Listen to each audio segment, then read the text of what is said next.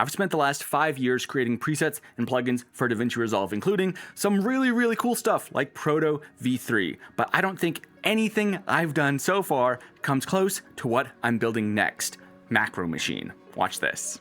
So you've got a basic lower third you've built in Fusion, and you also have a Google Doc sheet with a whole bunch of names and other data. Why not copy those nodes, paste them into Macro Machine, select the controls you want to publish. I'll do these two names, and then come down to this background node, select the color for that, and then come to Data, Import Google Sheet. On the doc you want to link to, come to Share, just make sure this is set to anyone with the link, copy that link, paste it into Macro Machine, click Import, and then on this first text, you can connect to the first name field, other text, connect to the last name field, and even on this color group where we have this hex code, we can connect to this other column here on the Google Sheet that has different hex color values. And then I'm going to come to Data, Insert Update Data button. We will get back to that later. Let's just make sure that is on the bottom of this list. And then I'm going to Data, Generate from CSV, based on the first name. When I click Continue, it will create 4 different presets for me because we have 4 entries on this doc. I'm going to come select all for export minus that first one we were working in. Make sure I'm exporting to the edit page in Generators Test folder. I will select that and export to the edit page. Click OK, hop back to Resolve. Sometimes it has to think for a second. Back on the edit page now, inside that test folder, I have all those presets with those data correctly pulled in, those names, and even the different color values we linked off that hex object. But we have this Dan David's lower third here. But what if there was a mistake and his name isn't Dan Davids, it's Dan Davidson? Of course you could change this in Resolve, but what if you wanted to make that a permanent update? Or what if there was some other data that needed to change regularly? Well, just come back to that Google Sheet, and where it says Davids, make it Davidson. Hop back to Resolve, I can click this Update Data button. If I click that, it will load that preset into Macro Machine, ask me if I want to update that from Davids to Davidson. I will click Overwrite, that updates and exports, and back in Resolve, if I drag that Dan preset back down to my timeline, now it's Dan Davidson. Now that small teaser has a lot packed into it, but that is not even all of it, not close to all of it. I have added completely new features since I recorded that video that I think are super cool, super valuable. But to continue, I need your help. You can help me out here in a few different ways. First, big picture, supporting the development of Macro Machine right now just means like supporting me, but good news, all those presets I've mentioned.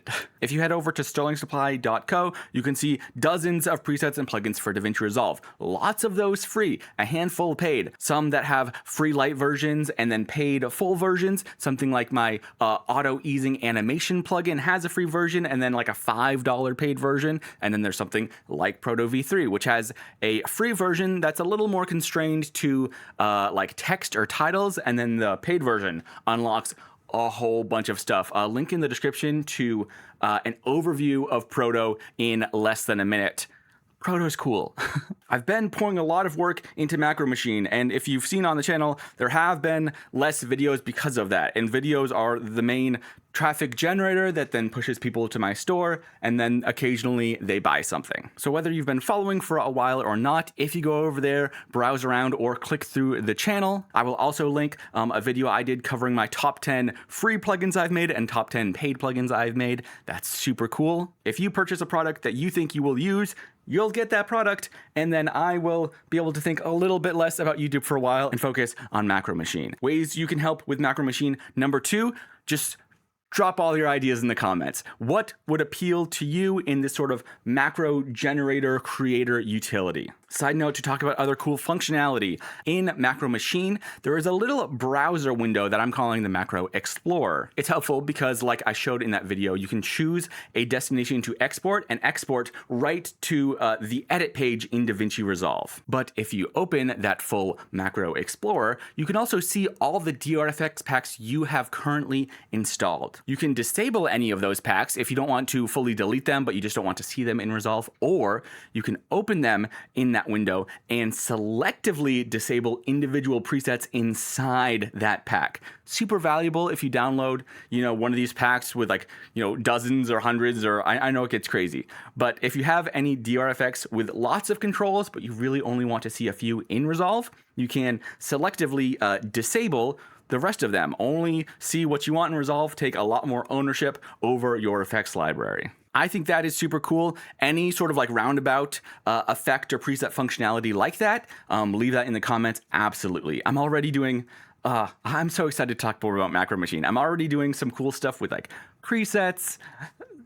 Stick around. And the big way you can help, number 3, is that I am currently testing Macro Machine. Right now, I am limiting that to members over at the website, sterlingsupply.co. That's not YouTube members, although if there's a way to expand to that, I might do that sometime, although I really like the tracking I have through memberships. With something complicated like Macro Machine working with this complicated macro system in Resolve, there's, all of these controls, it can get complicated. I am in a period of development where I am actively trying to, squash a lot of bugs. So I really need people testing in a variety of circumstances with a variety of presets so they can let me know what works, what's broken, what they want changed. So if you head over to sterlingsupply.co, there's a membership little page button. There are some other perks you get with that. I haven't been as on top of videos and other things for that as I would like, but you get, a handful of my paid deluxe plugins for free if you want to go that way instead.